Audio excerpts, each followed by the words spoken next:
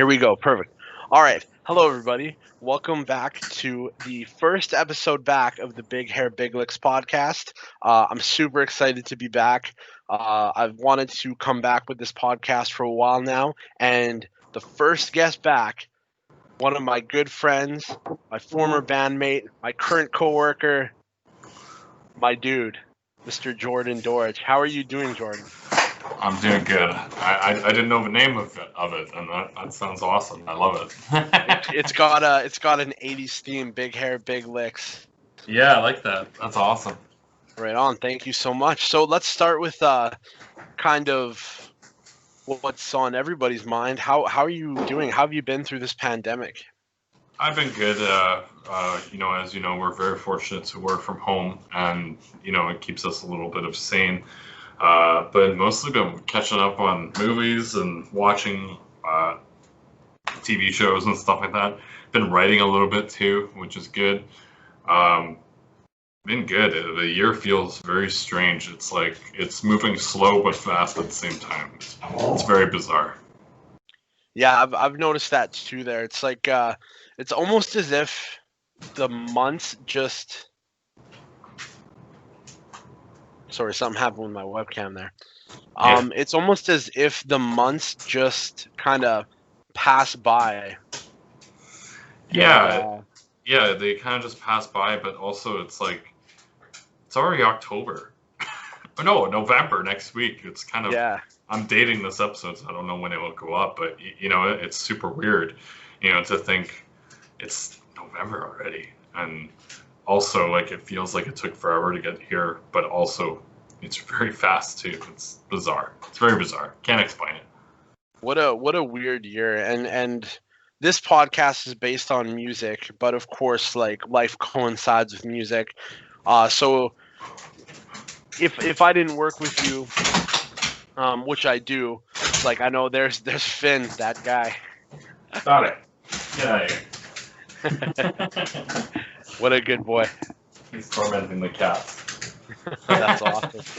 Go. But yeah, what I was saying is like it's good. Like I get to work with you every day, so it's good to know that you're doing good. Like you said, fortunately we can still work through this, and we're safe and sound, and everything's all good. Since this podcast is about music, how has the pandemic affected you and music?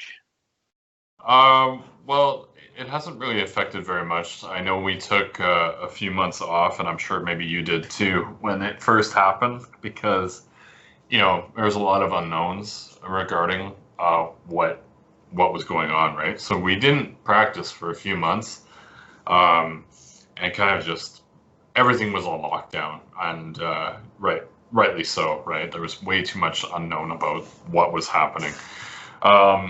But it hasn't really affected too much. We're writing an EP, which is great. It's kind of affected whether or not we'll be self-releasing it, or who will be we will be teaming up with if we do get label support. Because I've talked to a couple people, and distribution channels and stuff like that is all sorts of kind of messed up and delayed due to COVID, right? So, some labels don't feel, they release an album and they can't really get it out due to certain restrictions in mail and stuff like that. So it's something to think about, and we're probably more so steering to the classic of, self-releasing it. Right. Well, that's awesome. How do you feel? There we go. My webcam's acting up again. I don't think that'll affect the audio, so that's fine. How do you feel about self-releasing? Because I have it listed down here. You guys have 3 albums currently. There's the self-titled in 2012, and then Moving Monoliths in 2015, and then Ruin is your most recent release. I have all of them. I absolutely love them.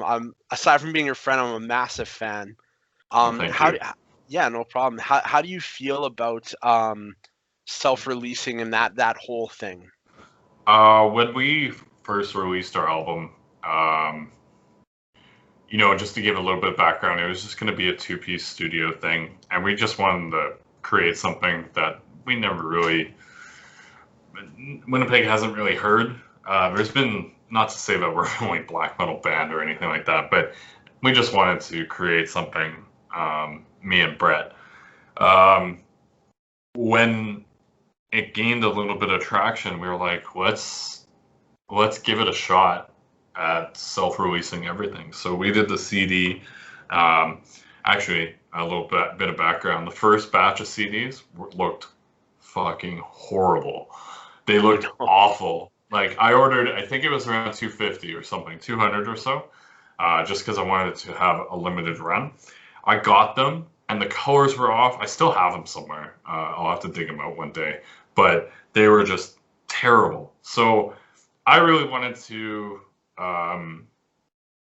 you know, with my previous bands and, of course, Wilt, I wanted to really get my hands wet with self-releasing, like the self-titled, and I also wanted to try vinyl. I wanted to try and release a record, and I thought it was going to be really cool to do so, and it kind of gets my feet wet to potentially launch a label, right? Which I did later on, but it's since kind of dissolved. But yeah, I think going back to that kind of source would be really, really cool, because it's like grassroots kind of.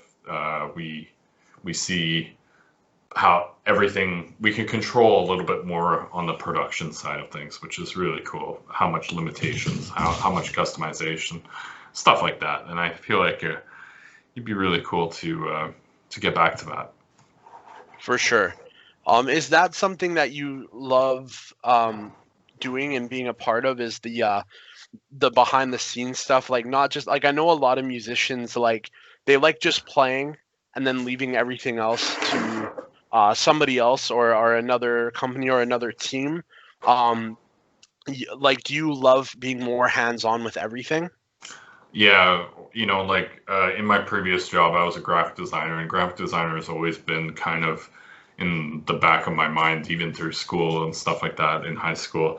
So I've always wanted to have kind of the control on how the record looked, and I was very meticulous in how certain things looked, even across all my other bands. Like with Wilt, like everything was purposeful, and I wanted insight on everything, right? I wanted to control everything on how it looked, right? And even up to our latest one, I worked with Vendetta to create the record the way that it looks physically, you know, because I had a certain vision in my head, and I don't know, I really love presentation, and presentation speaks volumes when you see a really great record and it looks and feels a certain way. I feel like that speaks volumes about the presentation of the record and as the band as a whole. For sure. That's actually, it's funny you bring that up, because that's something I was going to ask later on, but I'll segue into it here. You've always like struck me as a very artistic guy, like especially with your lyrics, with your vocals in general, like both recorded and live, and then especially with stuff like that, like artwork, like me being in Leica, like we were in a band together, Leica. I always noticed that like there's so much not what's the word I'm looking for? There's so much like not pressure. That's not the word I'm looking for. There's so much focus on art, and art going along with the lyrics, art going along with the story and the theme and the aesthetic of the band. Is that a way you've always been, or like I'm fascinated to get kind of more of a look into that? Yeah, and it kind of comes back to the presentation, you know, like it has to fit, I feel anyway. When you're creating a band and you're creating a vision for your band, you want to kind of have a structure. You know, you kind of want to have an overall theme. So it was really important with Leica and all my other bands to kind of have this, you look at the band and you're like, that's a Leica art, or that fits because they sing about this, or this sounds like, what they would sing about. Same with Wilt. It's all about aesthetics. It has to match the music and the overall presentation of the band. And I'm a little anal about that, and sometimes it can get annoying, but I think it's a recipe for success for the most part, because then you have a nice little package to present to fans and anyone else that is interested. No, 100%, and I definitely agree with that. That's something. Not that we're talking down on anybody, but is that something you feel is missing from a lot of bands and music these days, is like that presentation? Not necessarily. There is some great bands out there that like, of course, I wish they would have done this. I wish they would have really went out all out on their release or something like that. But like, I used to get a little finicky about logos and stuff like that, and I wish they would place this logo, etc. But it doesn't play a huge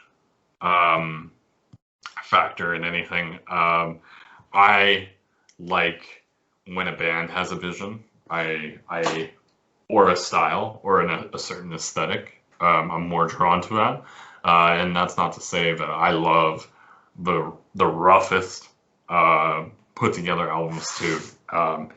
If I see a super DIY album, that's really cool, and then to see their journey from that DIY album to where they get today, or if they do get anywhere, that's also really cool too, because aesthetics is great, but also the very rough around the edges works for a lot of bands as well. I remember ordering a CD, and I think they must have done like 100 copies, and they printed it out themselves.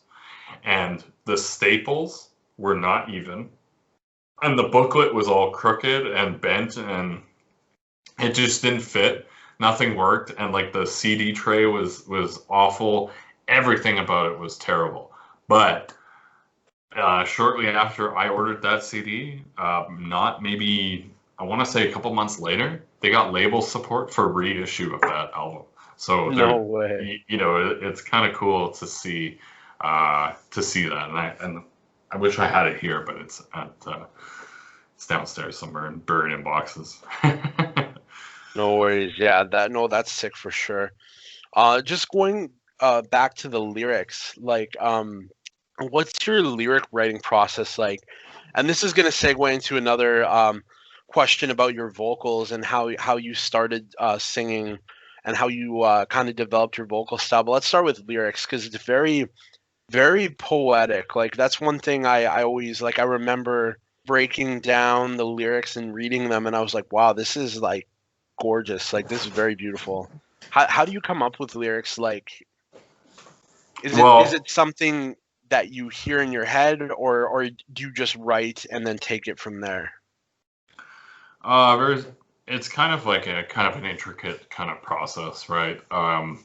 So in Wilt's case, Brett creates a song, and the song emotes a lot of emotion or a certain type of feeling, right?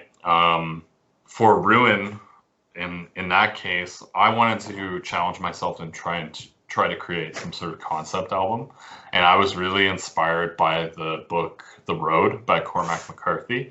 So I wrote all the lyrics that essentially I kind of run parallel to the story in The Road, obviously doing my own thing and not carbon copy, because that would be boring, but it was heavily inspired by The Road and the journey that person in The Road is going on. So when I'm talking about lyrics or thinking about lyrics, it comes from a lot of things. It could come from movies,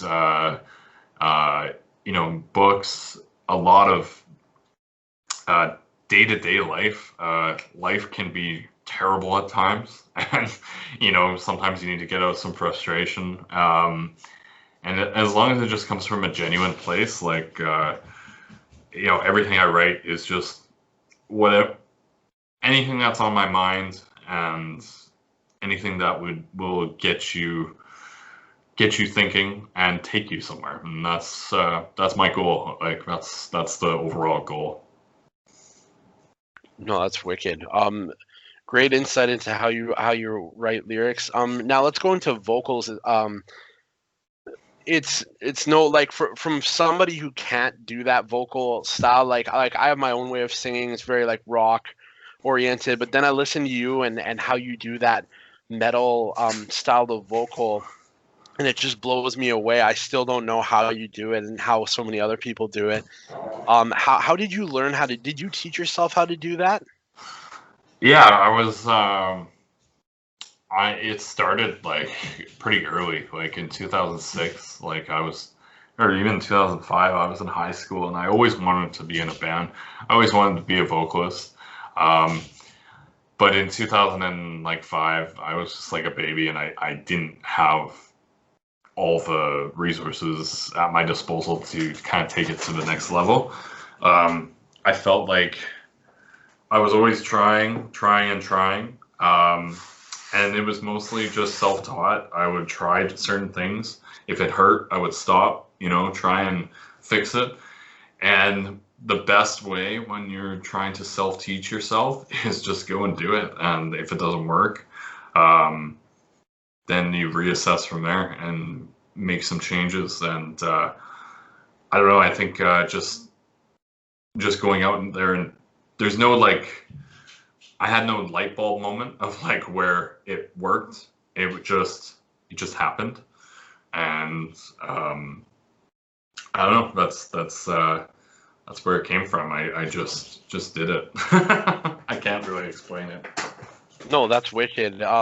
Who are some of your biggest influences, you would say? For vocals? Yeah. There's a lot of great vocalists out there. I would absolutely love a lot of Swedish death metal, and that's where like my heart lied in the beginning. So like Opeth and Bloodbath and stuff like that. The vocals and that, and Hypocrisy and stuff like that, were very ruthless and fast and well executed. And I think a lot of Swedish death metal and a lot of black metal out in Europe as well. Just really, really cool. And then I would say like a lot of Funeral Doom is a lot of my influences. Like I love Bell Witch, and I love Loss, and I love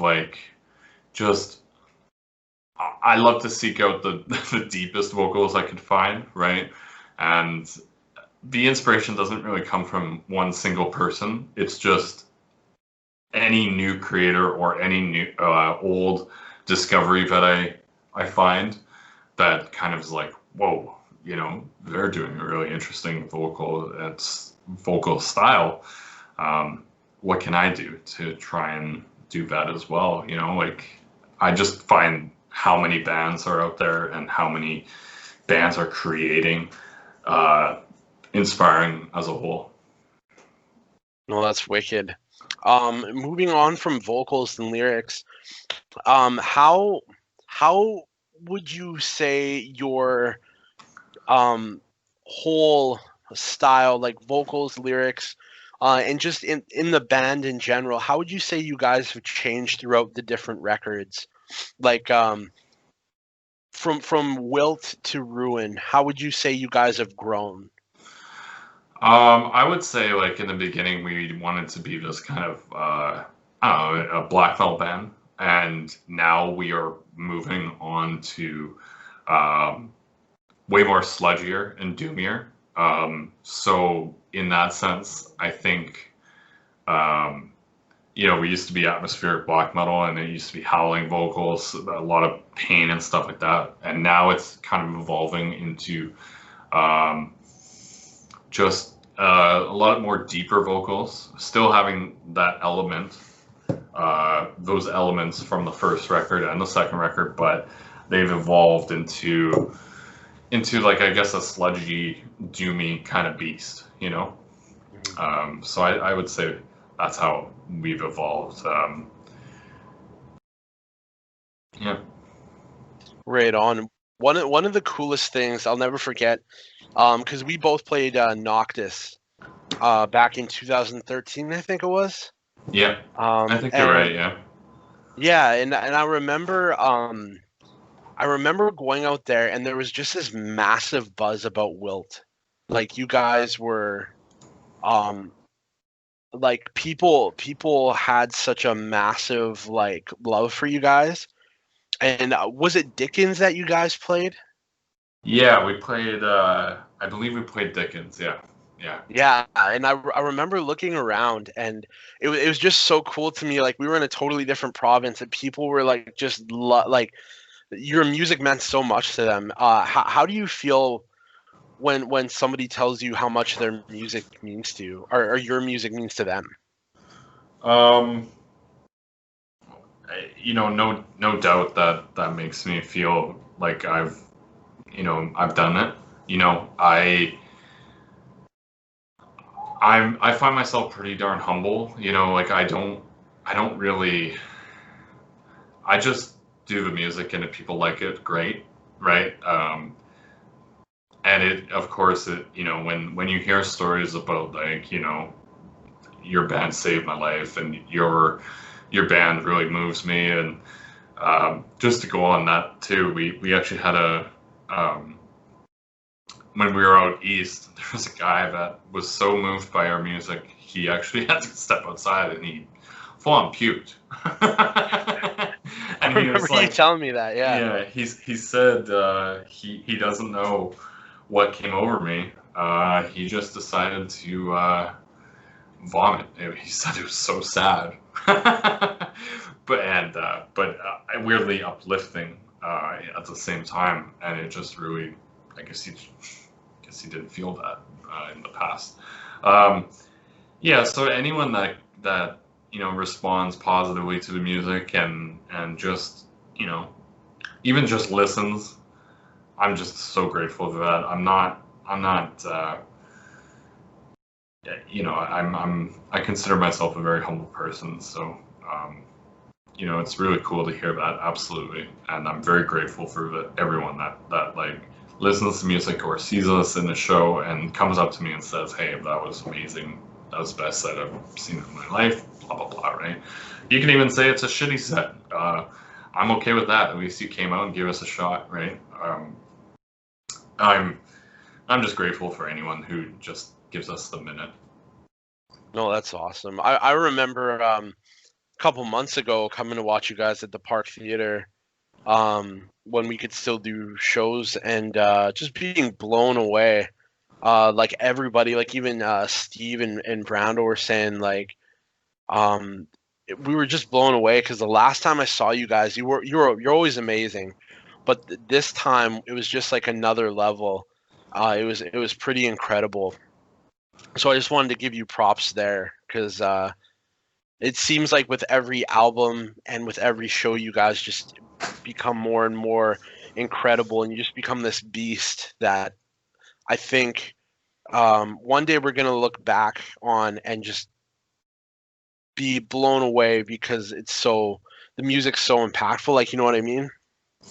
Yeah, and that's the really cool thing about music, is music will kind of just it's kind of semi-permanent, you know. It's not going to go anywhere. It's always going to be in the history books, right? Will always be.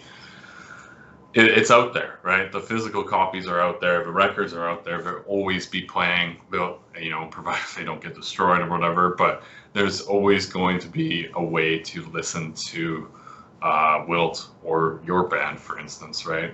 It's kind of cool to think about that, and also to think about the journey on each album, you know, and to get from each album, right? All right. So, hey, Jordan, I know with Wilt, you started your own record label, and you have a unique perspective into the music business. How do you find handling the businesses for Wilt, and navigating through the music industry? I feel like your experience will give a lot of insight to people just trying to get into it, whether that be younger kids getting into the music business, or just people who are trying to start a band and go through all this craziness, because it is a lot of craziness. How do you navigate through it? Well, I was in a fortunate spot where I was self-employed and I had kind of disposable income, so I could play with a lot of ideas. Um, I guess, I could be frivolous for the most part. So I feel like the best way to do it is just do it. Like, if you want to release a record, if you have a friend that wants to release a record, maybe start a label, or look towards how to do that. If you're in a band and you want your record on vinyl, just do it. There's services out there that are so easy to work with, and the configurations, and it can be affordable if you want to go that route, right? There's lots of avenues that you can go. I've seen I've seen the worst of the business, and I've seen the best, right? And some of the best is when people do take those chances, they take those leaps, and release their album in unique formats, or vinyl, or tapes, or anything else, right? Honestly, like, just if I were to give any advice to anyone, just do some networking, put out nice looking merch and your package, and just, if you can't get a label backing, just try to find a way that you could do it, because if you put in that effort, it'll pay you back tremendously in the end. And when I created a label, the Filter Regime Records, it's kind of funny. I would release a record and the band would break up, which sucks because now I'm sitting on some records. But at the same time, I can't. That's still a fucking solid record, so I'm still gonna sell it, right? Yeah. There's no denying that. Just it's kind of unfortunate that they don't carry on, but it happens. 100%.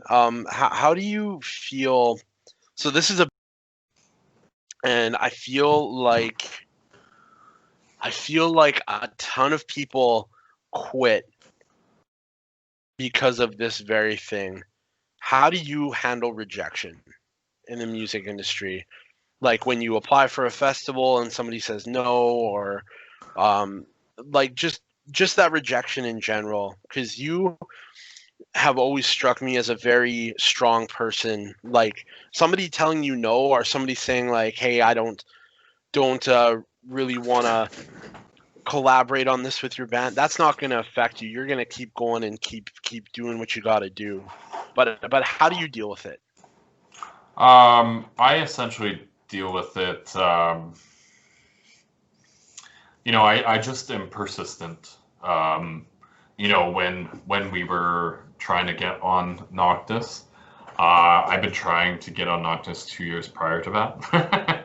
So I was just very persistent, and you gotta really think about, like, you're not the only band out there, right? There's probably other bands doing very similar, or if not the same thing that you're doing. And maybe it's timing is everything, and you just have to be persistent. You have to have a nice attitude about it. Just work with people, and your opportunity will come, and you just got to keep moving forward. Rejection isn't a bad thing. You just got to push through that, and someone out there will listen to your record, and it will get to the right ears, and you will have that opportunity. The world is full of people that have the fortunate opportunity to give you a shot, on certain fests or releases or anything, or radio time or anything like that. You just got to be persistent and patient. Patience is key in the music industry, because I learned early on with Leica, I would I would email some labels, and then I'd email and maybe a week later be like, hey, like, how come you didn't list them, right? And that's not the way to do things. I learned quite quickly that you just got to be patient. And there's a lot of bands like yourselves, like, out there, even though you say, oh, we have a very unique style, but what makes you unique other than, you have keyboards in your band? You know what I mean? You just got to present yourself in the professional, and just be patient. Yeah. No, I love that. I love that 100%. You said a word there too, that I kind of want you to elaborate on, because I feel like, and I'm not, once again, going back into before, I'm not shitting on anybody. You said the word professional. Mm-hmm. What is, can you explain what that means? Because I feel like a lot of people don't know what that means, being a professional in music. Yeah, so it's kind of complicated in a sense. You just gotta look. Presentation and how you're perceived is everything, right? How to be a professional when you're in a band is make sure your posts are very concise and to the point. Make sure you're reacting to certain things with like, not a bias, right? Just act very humble and just treat it like it's a job. Exactly. Treat it like it's a job, and every fan that you're talking to is your opportunity to possibly get higher up in that job. Because if you shit talk one fan and they talk to another person like, oh, this guy was a piece of shit, guess what's going to happen? That person will say that guy's a piece of shit, and then for whatever reason, it could come off as unprofessional because of the way you reacted. You just have to be very neutral on a lot of things, and act with tact, and just be genuine. That's all I can really say about that. I think it is a difficult it's a difficult question to answer, though, because being professional and being in a metal band, it sounds counterintuitive, because you think of metal and you think of like all black metal and death metal and stuff like that. You think of the crowd and they're rambunctious, they're crazy, like they're jumping off walls, they're doing all sorts of shit, right? They're not really coming from, when you think of professional, you're not really looking at that, right? But I feel like the overall package, as long as it looks good aesthetically, your presentation is well thought out. Each post is well thought out as well. When you're on stage and someone is being a certain way, you're acting without bias. I think it's just, you just got to present in a certain way. I feel like perception is very key when it comes to professionalism. For sure. No, I love that very much. And yeah, like, just in my own experience too, like playing in a rock band, like the whole perception is that you're gonna be the party guy, like you're gonna just party and go nuts after your set, and I find like it's very important to have fun, but also like you said, like just present yourself in a way that you want to be perceived 100%. Exactly, yeah. Because if sometimes that even if you look at like the most chaotic bands and the chaotic bands that are successful, the ones that incite so much chaos, like for instance, let's just say one of the big ones like Mayhem. Mm-hmm. there's some crazy, crazy fans, and they have some crazy history. But the professionalism, for the most part, got them somewhere, right? So it's all about presentation and all of that. So, yeah. For sure. And one thing I wanted to touch on, I know I always feel like I whenever I'm talking about you and music, I always bring up this story. But there's always, I always go back to this situation where it was at Noctis, and we were at an after party in a hotel, and there was a certain industry person that you were really interested in talking to. And I remember like everybody's partying around us, and everybody's going nuts and they're having a good time. But I remember watching you, and you're very tactful. Like you're very like you're watching the right time to go talk to this person, and you did. And you ended up actually working with them. We won't get into who it was or whatever, but you actually ended up working with them, and that really affected me. Like that inspired me going forward with my own band on how to act and how to go towards talking to these industry people. I really love that, and I just wanted to give you props once again, because that showed a lot of professionalism, and it really showed how business minded you were. And that's why I feel like a lot of your projects are always very successful, is because of stuff like that. So, well, yeah, thank you. Like when you think of a fest, you think of a couple things. You think debauchery, drunkenness, party, having a good time, just an eclectic band together that you've been wanting to chat with or party with or even have a beer with, that is mostly what a fest is. But when you're a small band and you get on a fest, there is so much opportunity for growth and networking at the fest. Noctis especially, because there was a lot of label people there. There was a lot of booking agents there. There was a lot of band managers there. There was a lot of bands from all around the world, right? So it's just a super opportunity to connect with those people, and I'm not a man of excess, right? I don't typically party a lot. I'm there just to play music and also to do some networking, make some friends along the way, and hopefully, I don't know, if it leads anywhere, great. If it doesn't, great as well, But at least I'm making the effort, right? And that's half the battle, right? for sure, I love that very much. So I've got two more questions for you. Thank you so much for your time today. And then after those two questions, I've got kind of like a rapid fire, weird, quirky questions to ask you. Okay. So the next question is, where do you feel like music, especially live music, is going to go after this pandemic? That's really tricky. I think what we're going to see is, and we have seen it actually, is there's a lot more live streams.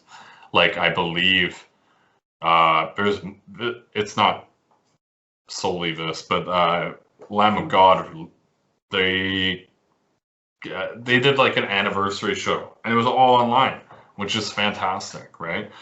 Typically, I think they were planning a tour for that show for the anniversary of their album. It's escaping me right now, but they decided to do a live stream.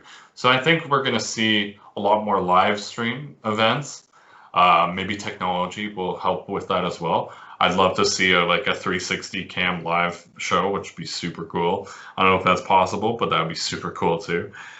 We've been talking about putting on a live show somewhere. I'm not sure, Facebook Live or YouTube Live, whatever it takes. We've been talking about it, but I think that might be more frequency. As far as live in a live setting, it's hard to say, honestly. When we played those two shows when they opened up the restrictions a little bit there, it was a little weird. Everyone was sitting around on like a 5-person table, right? So, and I think the capacity was 100, which the way that it's going, I don't know if we can do that anymore, you know? So, you know, music will adapt, you know. They'll always find a way to bring in the fans and find something. What that is, I'm not sure, but I think live stream has a big part of it. Live streaming definitely has a lot of potential, and even like very intimate shows would be really cool too. Like, can you imagine if they do it? Can you imagine going to go see, like, I don't know, let's just say Queens of the Stone Age with like 50 people? That'd be cool. That would definitely be an experience. Do you think they could pull off a model where they charge higher ticket prices with limited capacities or something like that? That's also really tricky because you think of places like MTS Center and they fill, I don't know what the capacity is there, and MTS Center has to make money, right? They have to do the rental fees and the overhead, right? So I don't think they would. I don't think so.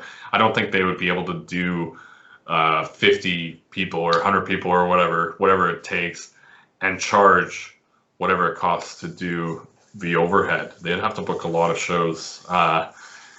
It's really hard. I don't know. I don't know the answer to that one. It's tricky, and maybe because I did book a lot of shows, and seeing the logistics in booking shows and getting people on time and the overhead and making sure everyone's paid, it must be kind of a nightmare right now. Like when we played the Wilt show, I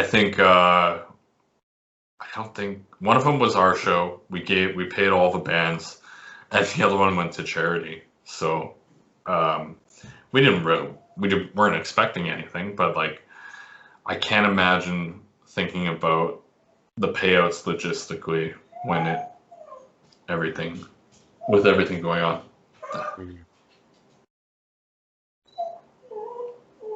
Do you hear that? Yeah, I do. Yeah. Is that Finn? Yeah, it scared the shit out of me a little bit. What are you doing? Jeez. Just sound like a little girl, and I'm in this dark here, and no worries. No, 100%. No, it's cool to get your viewpoint on it, especially since you have book shows, but you also play in a band, so it's good to get that perspective. Now the last question here, kind of like the cliche question, and you kind of answered it before, but if you could give advice to a young kid wanting to start out in music, or even if you could go back and give advice to yourself starting music at a young age, what advice would you give? But before I answer this question, I want to know what you think the future of the music would look like with this pandemic. What I think the future of music looks like? Well, we've had our talks. I'm not optimistic. It's really hard to be optimistic. I definitely think live streams are going to be more commonplace. I feel like we're going to see a lot of house shows with single acoustic acts. That's definitely a market that could really thrive here during this time. That would be when things open up more and we can have more people, of course. But I think house concerts, live streams, yeah, I just don't know. Yeah, it's hard to say. It's very hard to say. It's a different world, and there's a new norm now. It's gonna be weird, but I'm sure we'll find a way. I know Tom Segura and Bert Kirshner recently did a show down in the States where it's the worst right now. They hosted a show where they did stand-up comedy. They were like, a good distance apart from each other. Everyone in the crowd, it wasn't like a venue, it was an outdoor venue. Everyone in the crowd was in their car. So it was like a drive-in comedy experience. Can you imagine if like you went to a drive-in to see Iron Maiden? You know what? They were actually doing that. We played this live stream festival, and we met this lady through it. Her name's Sarah. She's from Ontario, and she's posting videos of drive-in concerts. Like Monster Truck was playing, and they're like doing like Seven Seas Blues, and it's like Monster Truck, like the big rock band, and people are in their cars and they're flashing their lights and honking and stuff, and it was the craziest thing I've ever seen. But it was super cool. I think that would actually be sweet. I'd be down for that. But going back to live shows, like you had played them. We played one live show coming back, and it just felt so weird to me. We had other shows booked, but I canceled them. Yeah, I guess it's different because we're from different scenes. Where you did pretty extensive shows. Like I believe, like last year, you maybe had one free weekend, if that. Yeah, I remember coming in and you were like, "You look like you're gonna die." I was like, "That's what I Yeah.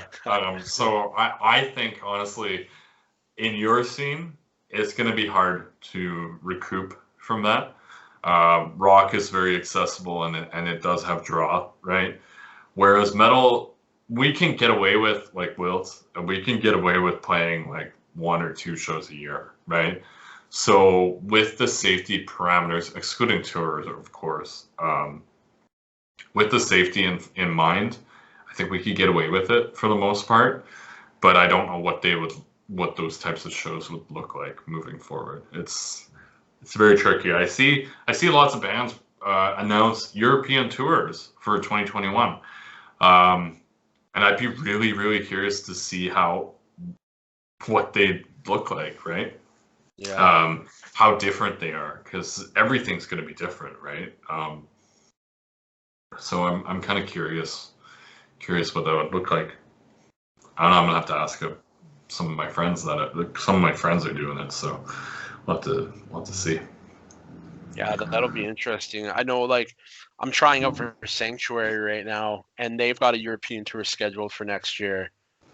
And if I got in there, that's what I'd be doing. So yeah, I'm sure it would be. I think it kind of forced us all to be germaphobes for the most part. All I can think of is Howie Mandel just freaking out right now. Yeah, 100%. Yeah, and he tours a lot too, a different scene entirely, but he's used to being surrounded by people, right? And now he's going to be surrounded by people that could have COVID. So he must be losing his mind. Yeah. No, yeah, crazy times. All we can really do is just make the best of it. Like you've told me many times when I've come to you crying that, it's all over, it's all over. You've always been positive, and you've said like, no, it's just gonna change, and we gotta adapt to that. So exactly, like the music scene, even throughout the years, you can see that it has changed and it's adapted with certain things, right? You think of the digital age. A lot of people had CDs, and then when digital came out, people were like, their CD sales plummeted, right? What did we do? We released vinyl, something tangible that looks really good, and it has a more of a collector's kind of a collector's grabbing kind of deal to it. You know what I mean? Like, so like I think that's one way that we've been adapting to changes, and I think this is just one big swing that we really have to. You either come through it, or you just, hang it up. And unfortunately, there has been bands that have hung it up, and that's unfortunate. But I do understand it. Some people use this as a livelihood, and I don't think there's going to be very few bands that'll be able to rely on it for a livelihood moving forward, unfortunately. And not it wasn't exactly secured to begin with. So Yeah, exactly. Yeah. I think that's the saddest part of it is seeing people, like you see people on social media.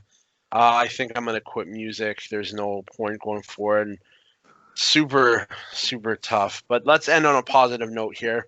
Yeah. Quirky questions. Yeah. Weird questions. Okay, so I'm just gonna come up with these at the top of my head. This is something I've like been thinking about doing. Okay, we're just gonna fire them off. Yeah. Reese's Pieces or Arrow? Arrow. Perfect. 80s rock or 90s grunge? I'm gonna have to go with. That's a tough one. That's a really tough one because '90s grunge did a lot of cool things. I don't know. I can't decide on that one. No worries. Okay, how about this? Van Halen or Van Hagar? Probably Van Halen. Right on. Good man. Guitar solos or extended atmospheric bridges? I think you know the answer to this one. I don't care if you wank on that guitar. If it sounds like nothing, then I don't care about it. You know, sure you're talented and stuff like that. Like, you know, you're quite the shredder and stuff like that. But it has to tell a story, you know, or feel emote a certain way. That, you know, but not to say that people that shred, you know, there's no emotion behind that. There is some solo stuff that definitely has that. It's just I like atmosphere a lot more. Fair enough. Devin Townsend project or Strapping Young Lad? Strapping Young Lad for sure. Right on. Trying to think of another one here.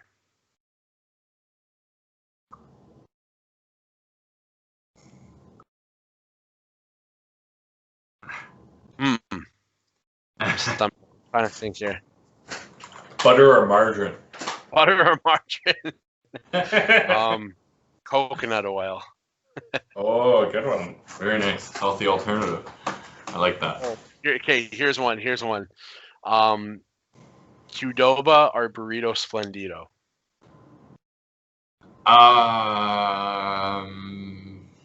Burrito Splendido for burritos. Qdoba for bowls. Right on. Good answer. Pizza Hut or Boston Pizza? Boston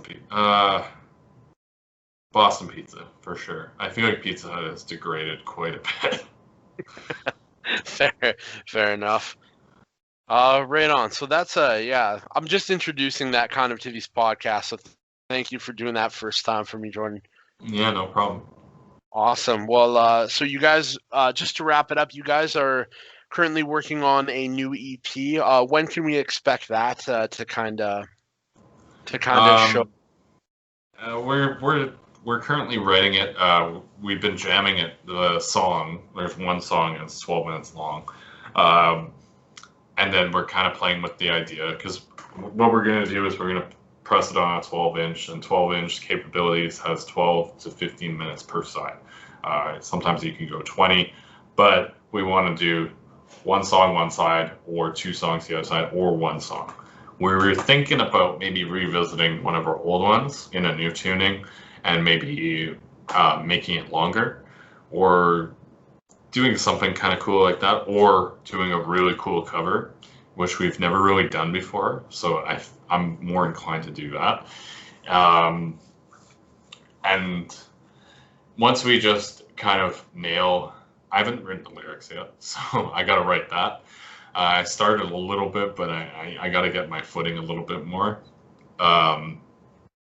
So we're pretty far off. I would say middle of 2021, maybe. And then we might have album 4 as well for late 2021 as well. Nice. That's sick. The work doesn't stop. No, it doesn't stop. Actually, this pandemic actually kind of forces you to write a little bit more and come up with ideas and kind of think on your feet for the most part. For sure. No, that is a positive out of it. And going to the cover song idea, I'm not going to leak what songs you were mentioning, but I remember you throwing a couple in our work chat there, and that would be sick if you did a cover of what you sent. Yeah, we were thinking about doing some Doors covers. We've been playing with the idea of that. We've also been playing with some ideas of mainly the Doors, and we've also been playing with like some like weird like not Aha, but like Tears for Fears, like really weird like 80s rock bands and stuff like that. Yeah. Tears for Fears would be super cool. I've always wanted to do. I love like unconventional covers. Like I would love to see like a really rock song, really doomed down, or black metal, very well. But not everyone's just kind of into that. So yeah. It would be sick to see your guys' take on some Typo Negative. I would love that. Yeah, the problem with Typo Negative is, have you ever seen a Typo Negative cover? Yeah, usually I've heard a couple good ones, but most of the time they're not.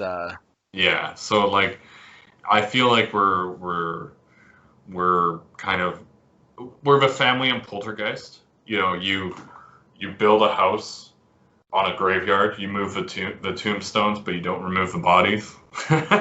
You know, we got kind of that situation there, and it's just gonna be, I don't know, not very good. We got our thinking caps on for some cool covers though, and I think we want to include it in the album or the EP. I think we want to do an EP. Right on.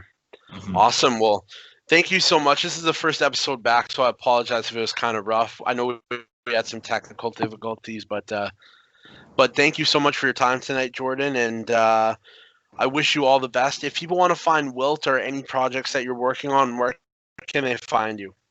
Wilt is wiltmanitoba.bandcamp.com, or we're also on Facebook, which I believe is the exact same, Wilt Manitoba. And we also have, I think that's it actually. Oh, we got the YouTube channel, which is Wilt TV as well, where you can see there's some performance videos there. We might do a live stream on there later on. Yeah, that's pretty much it. And we actually have a brand new shirt coming out soon, so I'll plug that because it's getting colder out there, as you can see. And I actually love how it's been getting darker and darker as I talk. It's super cool. Yeah, no, that's awesome. And yeah, no, I know people go buy Wilt's merch. I know that it's winter, and my girlfriend, my fiance Erica, she feels good in her Wilt hoodie out in the cold, and yeah, it's definitely go pick up some Wilt merch. Yeah, we got a baseball tee coming out, actually, which is really cool. We've never done it before, so it's gonna look good. People can purchase that off the Bandcamp merch. Yeah, it's up for pre-order right now. Much with everything, COVID delayed everything. So when I put in the order, I think I put in the order, I want to say September. I paid for it in September. And the guy said it would be done probably middle of October, but everything got delayed. So he's working on it very as quick as he can. Right on. Well, pre-order now. I'll give all the links in the description. Thank you so much once again, Jordan, and all the best to you. Yeah, no problem. All the best to you, and thank you for the time. Take care. All right, later.